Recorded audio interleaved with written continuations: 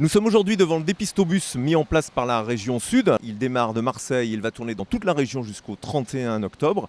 Il va permettre à des femmes qui sont éloignées du dépistage, qui sont parfois éloignées de centres médicaux, de pouvoir se rendre à bord et de pouvoir rencontrer des médecins, des professionnels de santé qui vont les aider à apprendre l'autopalpation, qui vont les aider à savoir ce qu'il faut faire tout simplement pour repérer un cancer du sein. Alors je vous propose de passer de l'autre côté du bus et nous allons rencontrer le docteur Julia Maruani qui est à bord de ce bus pour apprendre aux femmes l'autopalpation.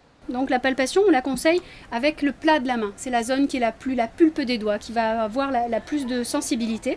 On va le faire comme si on coupait le sein en 4. On appelle ça, nous, des cadrans. Et donc la patiente va poser ses doigts à plat. On conseille de faire des petits mouvements de rotation. Alors, c'est un peu dur parce que c'est du silicone. Et de passer, donc comme ça, dans tout le cadran. Et puis si elle palpe, elle peut remonter un peu, il ne faut pas oublier la zone un peu supérieure. Et puis elle va faire tout comme ça, toute la poitrine. Donc c'est extrêmement important ça. Et si donc sous ses doigts, elle sent une boule dure, et notamment si elle ne l'avait pas senti avant, c'est tout le premier examen des fois qui est un peu compliqué parce que la densité des seins peut être différente, et bien elle doit s'alerter.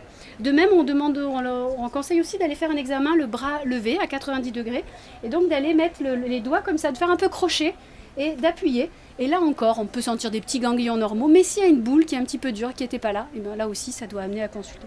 On va dire qu'en région PACA, on est à bien 40-45% qui ne font pas de mammographie et pour le sein, mais les chiffres sont à peu près identiques pour le col de l'utérus. Après, il faut des campagnes comme ça, comme aujourd'hui du bus, et en parler. On espère que ce bus il va aussi appeler dans d'autres secteurs après, et qu'on pourra diffuser l'information vraiment auprès des populations qui consultent le moins. Et voilà. Est-ce que le bus rose a vocation à être renouvelé sur d'autres opérations ? Tout à fait. Nous avons passé un partenariat avec la Fédération des transports routiers. Ce partenariat fait en sorte qu'on a bien vu dans le cadre de crise du Covid qu'il apporte des réponses super simples, super pratiques, super souples pour toutes les pathologies. Là aujourd'hui, il y a Octobre Rose. On va voir les conséquences, les avantages, les inconvénients, les difficultés. Est-ce qu'il vaut mieux aller en zone rurale ou en zone urbaine? Parce que vous savez que vous avez des déserts médicaux en ville quand même.